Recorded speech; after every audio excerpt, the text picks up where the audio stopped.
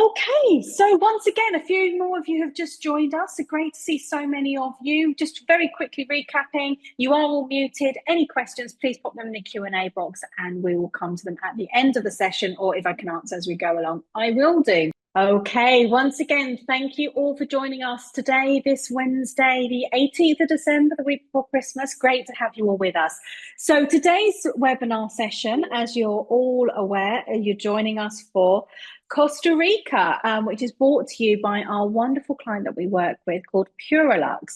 And I'm going to come to a lot more information about PuraLuxe later on in the session. But just a brief introduction. PuraLuxe is a luxury boutique DMC based in Costa Rica that really delivers exceptional experiences. The purpose of today's webinar is to educate you, to give you information about the wonderful destination of Costa Rica, the differences around the country, and just really sort of give you some knowledge about this wonderful country and showcase some of the best experiences that PuraLuxe can offer within Costa Rica. So just a very brief introduction to start with. PuraLuxe is a dedicated destination management company, a DMC, based in San Jose in Costa Rica. And they're headed up by this lovely gentleman you can see on your screen, which is Sergio. Sergio Hidalgo has been in luxury tourism for nearly 35 years. Originally, he started with the Best of Costa Rica, which is a mainstream destination company who some of you may already be working with, you may already know them.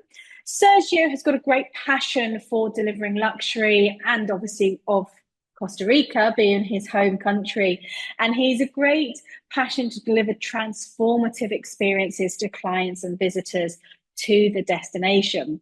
So with that in mind, he formed Best of Costa Rica, which is already an established leading DMC tour operator in Costa Rica, and they've just celebrated their 12th year anniversary. Earlier this year, towards the end of last year, Sergio recognized the need in Costa Rica for more luxury experiences. He understood that this destination has got so much to offer, which you're going to see today. And for him, there really wasn't anybody that offered everything from a luxury experience. So he created PuraLuxe to really fill that gap and really recognize the need for that luxury division of his DMC tour operator business that he has very successfully had for many, many years.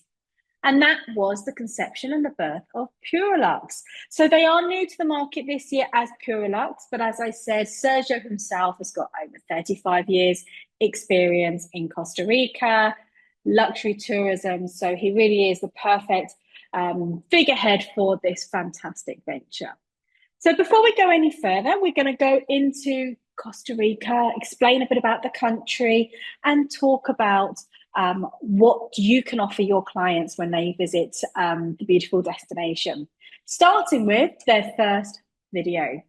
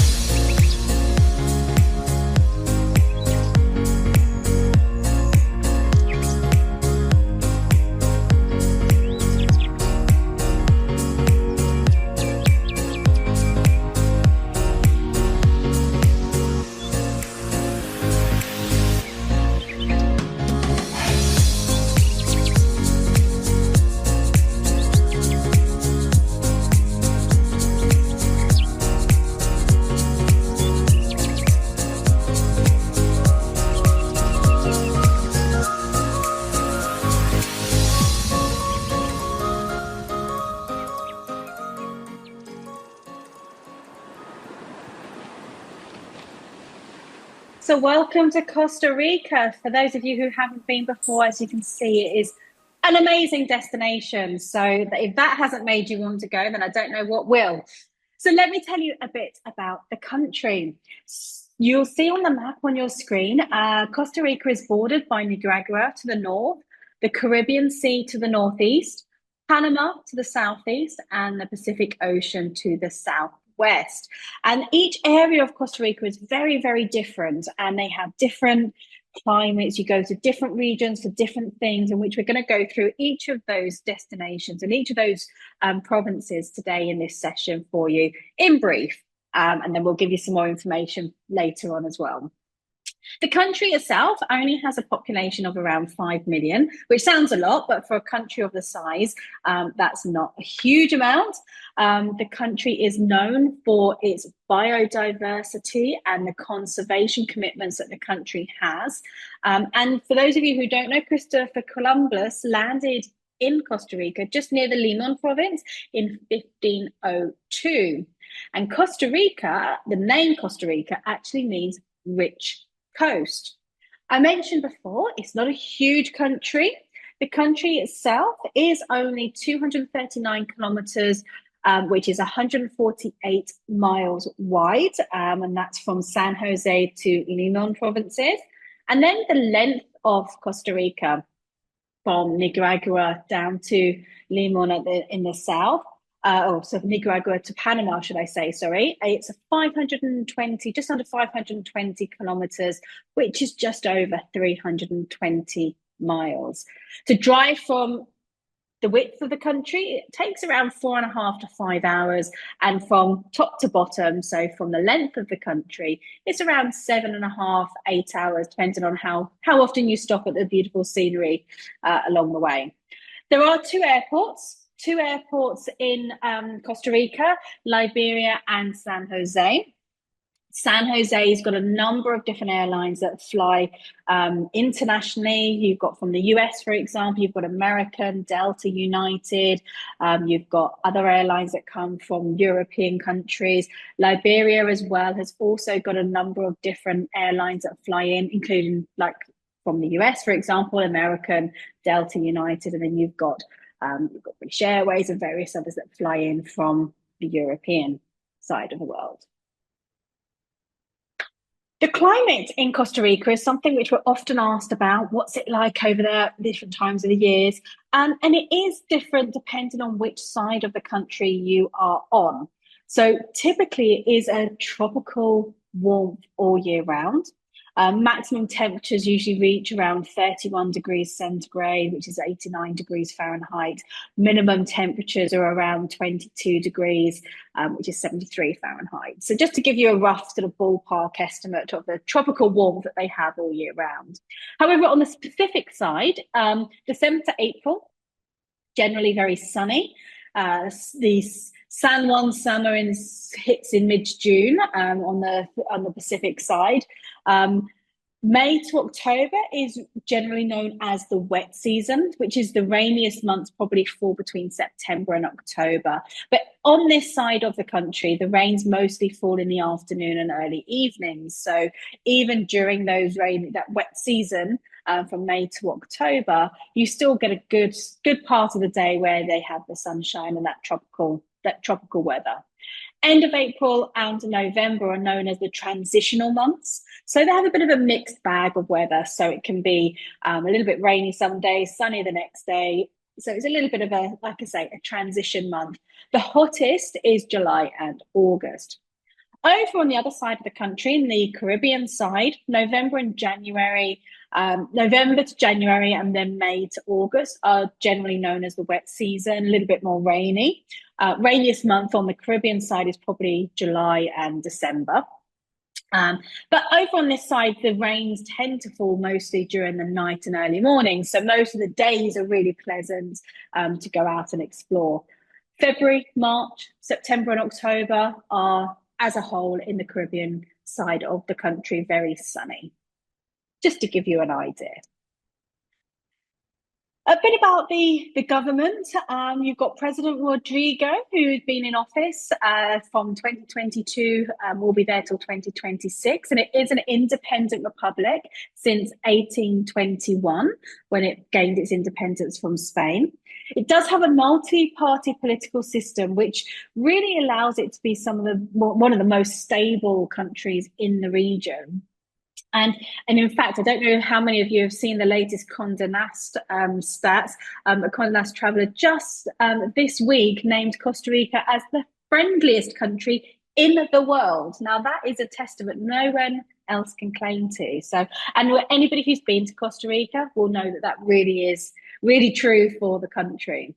The army was actually abolished in Costa Rica in December 1948, and the budget that they previously spent on that military presence is now dedicated to providing healthcare services, education to the citizens of Costa Rica. So they really look after, probably why everybody's so happy. From a commerce perspective, the economy, tourism is about 20% of the GDP from last year. They've got lots of fertile lands and strong agriculture in Costa Rica. Pineapple, banana, coffee, palm oil. They're actually the number one exporter of pineapple in the world, and the number one exporter of roots and tubers to the US. So they've got a really firm, stable economy, especially in agriculture. The currency, the colon, has been in place since 1896 when it replaced the peso. The US to the dollar is, well, this was a couple of months ago, but it doesn't vary huge amounts, but it was 563 colons to the US dollar. However, US dollars are also widely accepted throughout the country. They get different denominations of notes. So you have the different denominations in 1, 2, 5, 10, and 20,000 colons notes, which makes you feel very rich when you've got a 50,000 colons in your hand. And obviously that conversion does go $1 to 563. So let me go through the country itself. There are 7 distinct provinces in Costa Rica, and all very, very unique in their own way. And we're going to go through briefly all 7 of them today in today's session. So you have, number 1, you have Guanacaste in the Northwest Pacific side, Alajuela, and first of all, I'm also going to apologize for my pronunciation to any of you Spanish speakers. I do apologize. I do try my best, but I'm not a native Spanish, so please forgive me if I do have some variances in the pronunciation. So you have, as I say, Guanacaste in the Northwest Pacific side, Alajuela in the Caribbean coast, and the largest inland area, Heredia, small Caribbean coastal province. Cartago is the smallest province inland and is inland. San Jose, the capital, main international airports. The other airport's actually in Guanacaste, just so you're aware, up in the north. Limon, the largest province on the Caribbean, that's number 6 that you can see on your screen, largest on the Caribbean coast, so that's on the right-hand side. And then Punta Arenas, which is the largest of the Pacific coast, as you can see, number 7 there on the bottom left, covering all of that sort of southern Pacific coast. So going through each of the destinations, what we're going to do today is highlight a few of the featured destinations within that province, and then a few highlights and insights itself that we'll go through. So in Guanacaste, in the top left-hand side, you have a number of different places that you can see, which range from beaches through to the more inland areas. But you can see on the side there that they're all coastal beaches, which are the main tourist attractions up in Guanacaste. It's a very popular area for tourism. Quite right, there's lots of great attractions in this area. And then is the North Pacific area, which borders Nicaragua. So you can actually even do day trips out into Nicaragua from the Guanacaste region. Beautiful beaches, surface paradise along this part of the coastal Pacific. Unique climate, real rich biodiversity with flora, lots of flora and fauna. You're going to hear that a lot from me because that is very common in Costa Rica, but worth highlighting. Lots of cultural heritage, blue zone in this area, and I'm going to go through some of these in a second. And it's a prime scuba diving destination.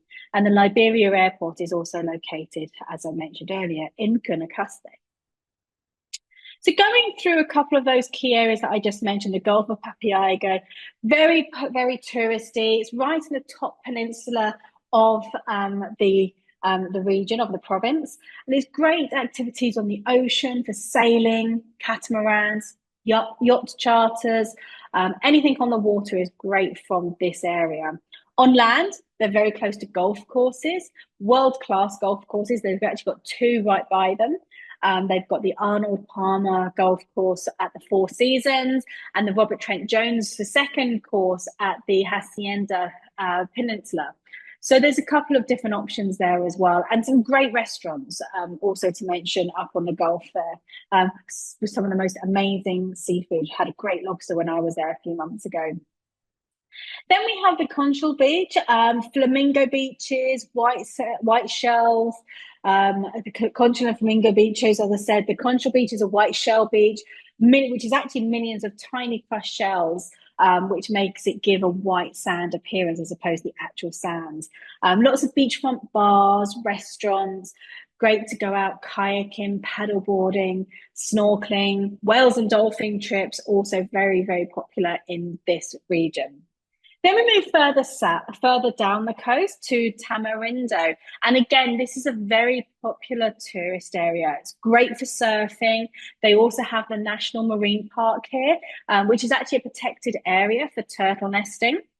And they do guided tours. And it's good to note that the turtle seasons from both the Pacific side, which is where we are at the moment in Guanacaste, to the Caribbean side can be very different. So in, for example, the National Marine Park that we have in Tamarindo, the guided tours, you can see leatherback turtles, which are most popular here.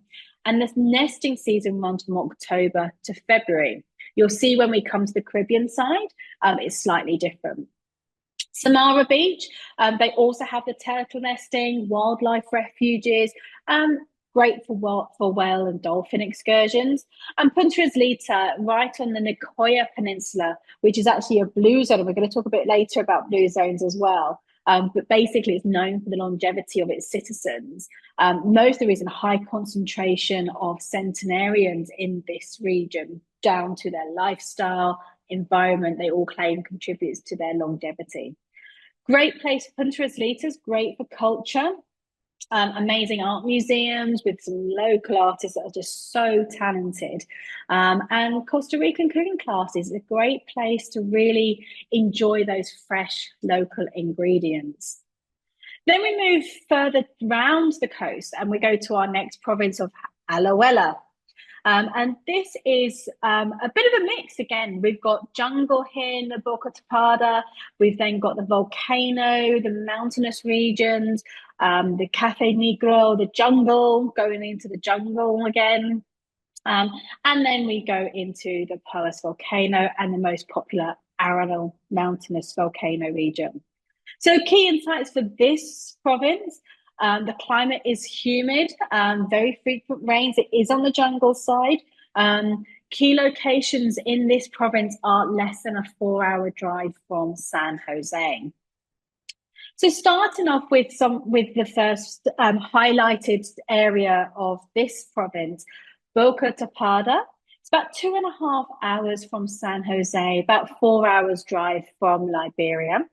The jungle area, which is towards the Caribbean coast, and is great for wildlife, nature, especially bird watching. If you have any clients that are really keen bird watchers, this is a great area for them to go to. They've got the eco preserve, great for photography, and the rich biodiversity just can capture some amazing shots. Waterfalls, it is a jungle area, so there's some amazing waterfalls, nature hikes, canoes and kayak tours. So lots to do here. Then you have the volcano and Celeste River, so the Tenorio volcano and Celeste River. This is only about 1.5 hours from Liberia, a little bit further from San Jose because it's just on that side of the province. So it's about 3.5 hours from San Jose. Here you have the Rio Celeste, and the Rio Celeste you can see in that image in the bottom left-hand corner of your screen is actually a waterfall area where there's a natural chemical reaction where the two rivers coming from the waterfall and the bottom, they meet, and the different minerals mix, creating this really vibrant turquoise blue color. It is also a volcanic region, so there's great location for hikes, hot springs, volcano adventures, horse riding, tubing, canopy tours like there are in many of the jungle regions of Costa Rica. Just a shout out here to the Rio Celeste Hideaway Hotel, which is a great, although we have got recommended properties for staying in each of these areas, PuraLuxe do work with all the hotels that are in Costa Rica pretty much. And there's a couple that we'll do a shout out through this session, but they do work with a high selection of properties as well. So then we move down into one of the most popular areas of this region, which is the Arenal region, which is right in the middle of not just the province, but the middle of Costa Rica. It's about 2.5 hours from either Liberia or San Jose. So as I say, it's right in the middle. And here you have the very iconic Arenal volcano that you can see in the background of your screen right now. And it is known as probably the most symbolic image of Costa Rica. It's the most imposing silhouette of a volcano that they have. They also have fantastic hot springs here, obviously coming from the volcanic region. You have the La Fortuna town, the waterfall. All these areas are very well-known tourist attractions. And you can also see there in your screen the Arenal Lake, which is great for water sports, fishing. And it's right at the base of the volcano, as you can see.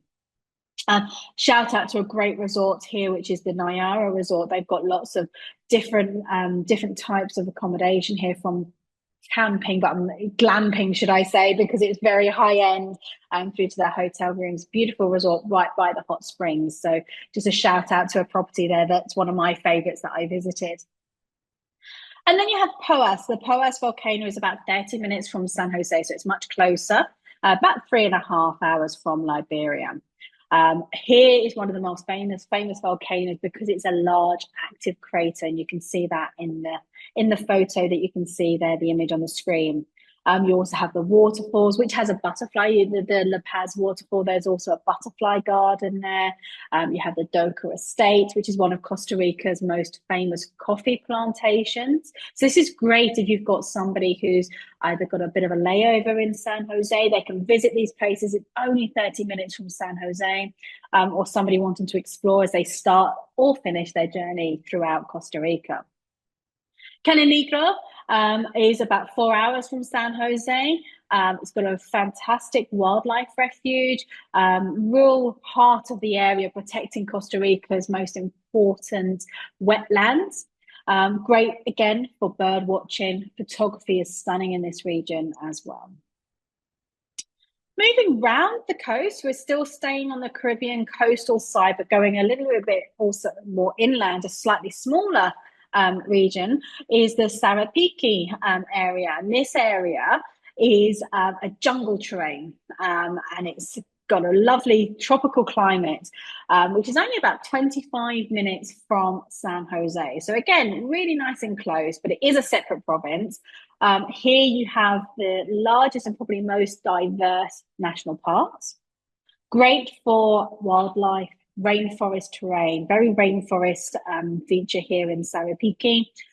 Biological reserve with guided walks for the suspension bridges, the jungle trails, and the river for whitewater rafting. So some great adventures to be had in this region. Small, but lots to do. But then we move into the smallest region that we have here in Costa Rica, Cartago. There's 3 key areas in this region, which are all mountainous regions. You have the Irazu volcano, Orisai Valley, and Turrialba. The climate here is generally tropical, humid, mountainous region with the highest point in Costa Rica, which is actually a volcano, but we'll come to that in a second. The region itself is the smallest, one of the smallest provinces, but it's very rich in the Spanish heritage traditions and the Spanish heritage sites. So it's great to get that extra bit of culture as well. Okay. So going through this region itself, you have the volcano, which is about 2 hours from San Jose, about 5 hours from Liberia.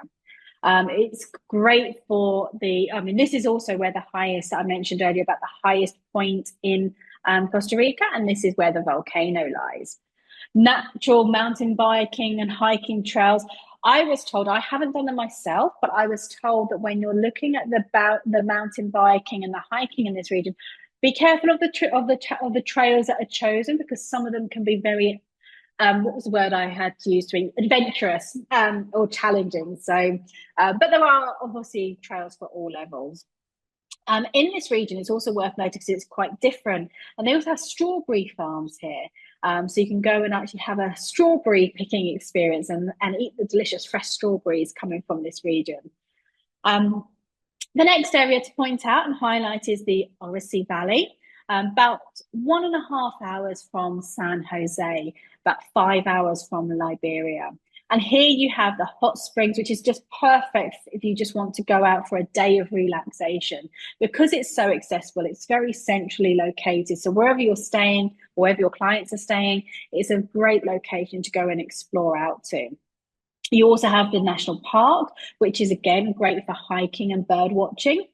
There's the colonial church of Orisai, which is in this valley region. And this is one of Costa Rica's oldest churches that dates back to the 18th century. And they've also got an adjacent museum for that colonial history education to explore as well.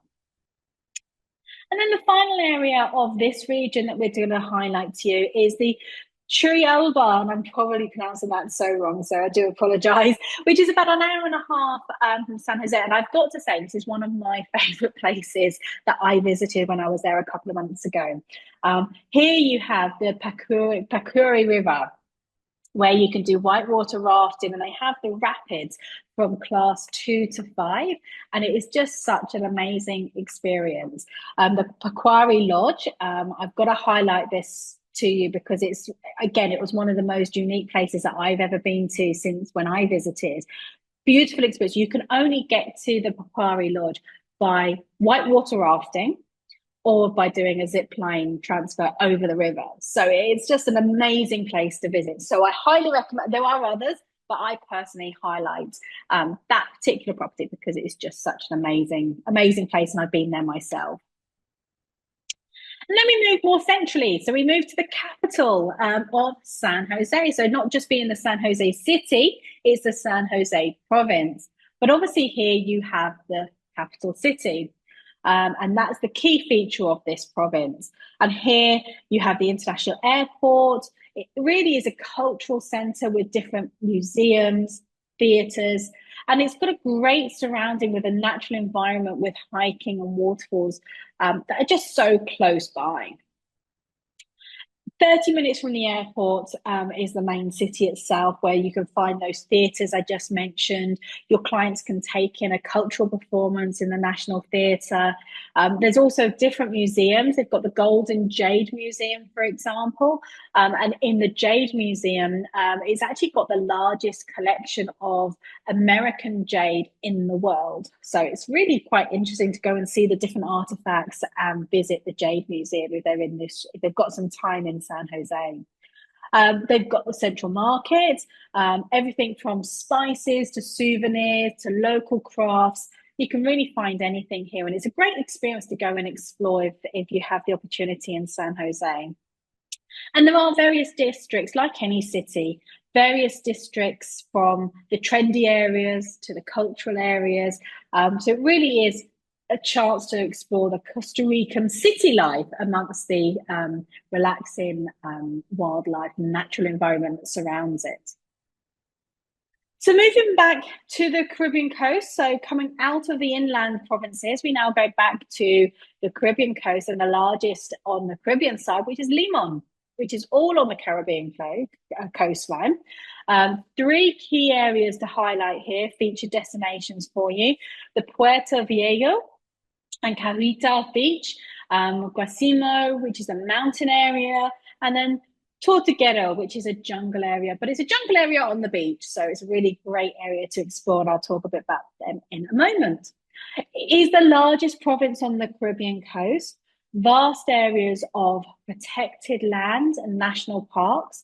It's got a very Caribbean atmosphere. So obviously, as I said to you before, the Pacific side to the Caribbean side can be very different, and the culture is no exception. So you have a lot of the Caribbean cultures coming in with the calypso and reggae music and the Afro-Caribbean food and the coconut-based cuisine, things like that. And with regards to the terrain, it is a very dense jungle, imposing mountains, and all backing onto the stunning beaches that you can see there on your screen. So talking about, to start with, the Puerto Viejo and Cajita, it's about 4 hours from San Jose, a lot further because of where it's located from Liberia. It's about 7 hours because you're going almost across the whole country to get here. It's on the southern Caribbean coastline, and they've got really different, diverse range of beaches along here. So, for example, they've also got the Black Beach, which is the volcanic sand beach, and then you have the Punta Uva and the Chiquita Beach, which are beautiful golden sand. Wildlife in this region is huge. There's lots of national wildlife refuges, and this is somewhere where you can see and visit the Jaguar Rescue Centre, which is a really interesting experience to have. Moving around the province, you then have Tortuguero, which is again a very popular tourist area. It's famous for these stunning, beautiful canals that you can see on your screen. And they have some amazing lagoons and the canals that your clients can go and explore. So they really want to sort of get into that natural waterway environment. This is a great place to go to. I mentioned earlier about the turtle nesting up in Guanacaste on the Pacific side. This is also the place to go to for the turtle nesting on the Caribbean side. So from July to October, you will also see more of the green turtles on this side. On the Pacific side, it's more the leatherbacks and the hawksbill. So it's a slightly different, so it's a different turtle because of water temperatures, but it's also a different time of year as well. So over here on the Caribbean side, it is from July to October. Great way to explore these canals that I mentioned was being taken out the kayaks or taking a boat trip out. And as you're in this region, you can see the monkeys, you can see birds, and even the manatees pop their heads up to say hi. So if you're very lucky, they get to see those as well on the tours of this region. Great place to taste the local life, amazing restaurants and souvenir shops. Definitely worth a check-in if they have the opportunity to. And finally, for this region, we have Guasimo, which is about 2 hours from San Jose. Beautiful area to explore, whether it be via horseback, night walks, going for a stroll in the rainforest, going on the hikes. They also have some great canyoning and rappelling in this region as well. So if you have some clients that are looking for that a little bit more adventure, Tortuguero is a perfect place for them to explore.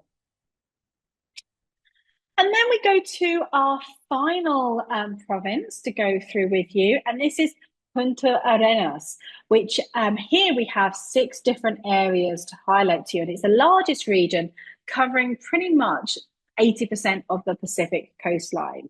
So we have one of my favorite places, Monteverde, which is in a mountainous region, Yaco Beach, going into the jungle and staying in the jungle. We also have the Nicoya Peninsula. I also mentioned that earlier in the session.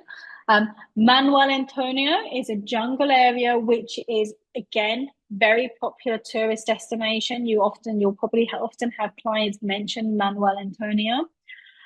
Corcovado National Park, which is just a bit further along there. And that's down in the jungle region. And then finally, you have the Osa Peninsula and the Golfo Dolce, which is a beach area, but it's a beach jungle, some of the best biodiversity there.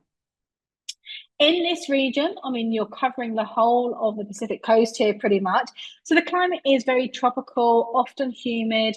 The largest province, as I mentioned, but it also has some of the most um, key biodiverse hotspots for ecotourism, particularly in the Osa Peninsula, which we'll talk about. The terrain, as you can see, again, just as diverse as the biodiversity, ranging from the mountains, jungles, and the beaches. So I'm going to start off this province with probably, I know I've said this a couple of times, but my favorite place. Monteverde is just, it's just something special. It's somewhere that's totally unique to Costa Rica. And I spent a few days here and I just didn't want to leave. I also know this is one of the favorite places for Sergio, the CEO of PuraLuxe, because I know he loves Monteverde too. Um, it's about 3 hours from San Jose, about 2.5 hours from Liberia. And it is known and famous for its cloud forest, where you have the most amazing ecosystem, both in and outside of the clouds, as the name suggests, being a cloud forest. It has an elevation of around 1,500 to 1,800 meters. For those of you who work in feet, I believe that's around 5,000, 4,900 feet to about 6,000 feet above sea level. So you're pretty high up in the clouds. Great for hiking, night walks, zip line, suspension bridges. I actually did the zip line when I was there, and I did the zip line up in the cloud forest, and it's just amazing. You are literally in the clouds. So you get on the zip line and you cannot see the end of the zip line. So you're literally just jumping on the zip line into the clouds. You have no idea where you're going or what's at the end of the line, but it's just such an amazing experience. They also have a butterfly and orchid gardens here in the Monteverde cloud forest, and they have the highest concentration of orchids in the world. They've got over 1,400 species of orchid, which 500 of those are only found here in the Costa Rican cloud forest. So it's really quite special. Special mention, I can't not talk about Monteverde and not give a special mention to Chira glamping. It really is glamping like no other. They have the domes which you stay in, and you literally are in the trees. You're suspended in the trees in the cloud forest. It's just a stunning place to stay. They also have the San Lucas dining experience, which you can see in the background of your screen now, where you're in the glass cubes, suspended in the cloud forest. So you're surrounded by the forest all around you, and it's just such a special place. So I'll move on from Monteverde now. Before I jump on a plane and go straight back there. Yaco Beach is about 2 hours from San Jose. It's about 3 hours from Liberia. And this is a great place to go and do adventure. ATV tours across the river, climbing the mountains, great for the adventure, adrenaline seekers. Canopy and zipline tours here as well. Great nightlife, lively bars and restaurants with live music. And you can also do riverboat tours where you can go out and spot a few crocodiles if you're lucky. And then we move on to the Nicoya Peninsula. So the Nicoya Peninsula is, again, a very popular area.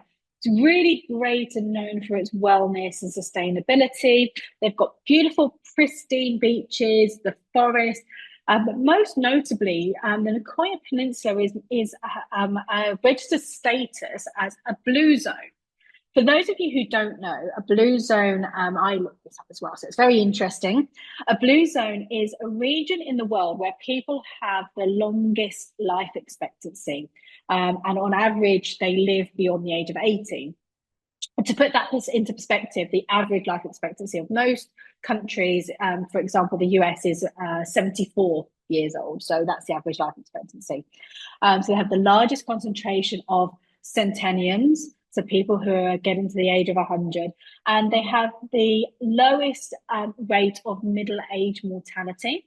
And there's only 5 of them in the world. So you have Costa Rica, as I mentioned, and there's Italy, Greece, California in the US, and Japan.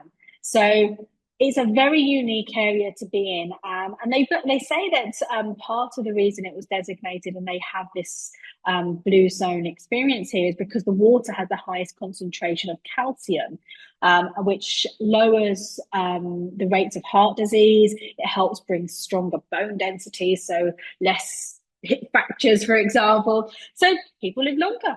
Fun fact for you to know. But it's also somewhere you can explore some of Costa Rica's oldest towns, and it's perfect for, as I mentioned, for that wellness. So if you have any clients that are looking for the retreats, workshops, or just going on a well-being vacation, where better to go than somewhere that's designated one of the world's few blue zones? And then we go on to Manuel Antonio. I mentioned earlier, this is a very popular tourist area. It's on the central Pacific region, and it's got a great blend of rainforests and the beaches. It's got the national park, Manuel Antonio National Park, so you can see howler monkeys, the sloths, iguanas, great for adventure, the ATV adventures, zip lining, hanging bridges are all in this area as well. And not to mention, like everywhere else in Costa Rica, the stunning beaches and the waterfalls. So now looking at the final areas of highlighting to you of the provinces, you have the Corcovado National Park, which is in the South Pacific region. It's further down, so to get to it, you would usually have, you can drive it, but usually you would have the domestic flight into the Drake Bay Airport, which is about 45 minutes from San Jose. If somebody wanted to drive it, it's around 8 hours because of how you have to get there. It's the only tropical, the tropical primary lowland rainforest in the world, making it one of the most beautiful. I mean, it really is. It's just stunning, a beautiful attraction in Costa Rica to visit. There's over 41,000 hectares, which is over 100,000 acres of the parkland.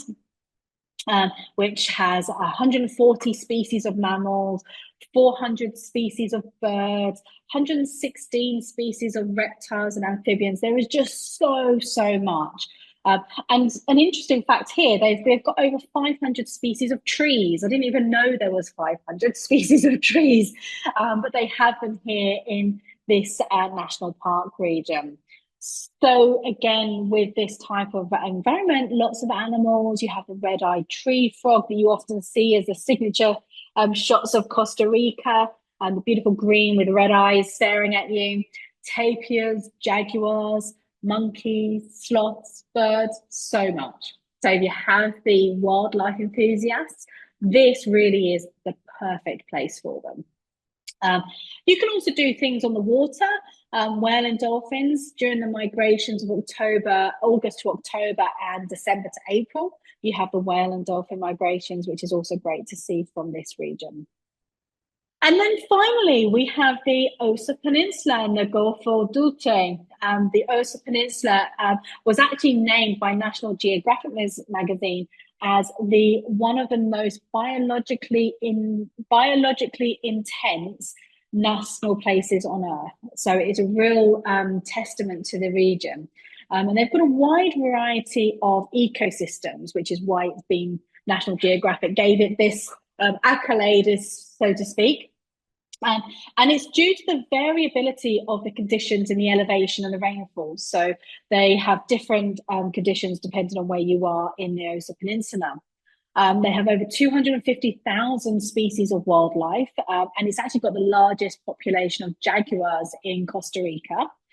They've got 323 species of endemic plants and animals not found anywhere else in the world. So again, this whole region, this southern area of this province, of the Punta Arenas province, is somewhere that is just a must see for anybody who's wildlife, nature enthusiast, wanting to capture those, the animals and the wildlife and their flora and fauna. So that is, in summary, all of the provinces and highlighting a few of the areas of Costa Rica. So now for the next few minutes, I'm just going to quickly tell you about PuraLuxe, which is the reason we're here. PuraLuxe, as I mentioned before, is a boutique luxury travel destination specialist in Costa Rica. They provide immersive experiences that are for each and every client they look after, and they're all for the luxury market. They're dedicated to planning every trip with the utmost care. Every single member of the PuraLuxe team have got the best experiences while remaining committed to their sustainability. I know Sergio and the team at PuraLuxe have got a very strong affiliation with the sustainable tourism, which really goes in line with Costa Rica as a destination, as I've mentioned throughout this session. The goal really is to be Costa Rica's most trusted luxury DMC. So they want to be the go-to person for you and your clients for creating those exclusive experiences. So why should you choose PuraLuxe? Why go to the team at PuraLuxe?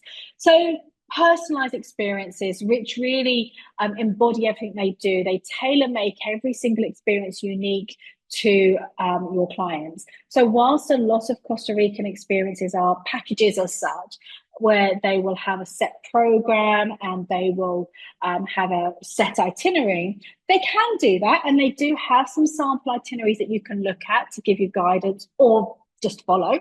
But the idea is that the luxury experiences the team provide are really tailor-made to deliver the experiences your guests want. So whether that be a mixture of everything or one kind of vacation at an experience in Costa Rica, they are personalized to you and your clients and work with you to deliver that. Their attention to detail, they take care of the little things, the accommodation, the transfers, the experiences. Logistics, for any of you who have booked or sent clients to Costa Rica, logistics are difficult. You've just seen in this session how diverse and how the range of experiences in Costa Rica is. So they look after the little things, thinking about where is the best route, the transfers, how to get there, and what experiences work in each of the destinations. So they do that work for you and give you that guidance. They also have exclusive access to finding those sort of hidden gems, looking at those places that are not always available, but they've been obviously in the region for a long time, but they really understand that the VIP luxury experience is about the sense of exclusivity. So they will look at opportunities for exclusive access, private guides and tours, etc. The expert guidance, I've mentioned several times their experience in the destination and also as a luxury tour operator. And they have a dedicated team that has a really in-depth knowledge of Costa Rica, not just the destination, but the geography and the logistics, as I mentioned. So they will guide you in planning and provide you with invaluable information when planning for your clients. So obviously when you go back to your clients and you're telling them about the experiences, you are more knowledgeable. They're there to help educate you and also provide what your clients are looking for. Which leads us on to the stress-free planning for you, your clients, and for them. They know what they're doing. They can understand the complex planning and logistics needed. They do planning, easy planning is their mantra. It's easy planning, stress-free planning for you and your clients, all while delivering unparalleled luxury.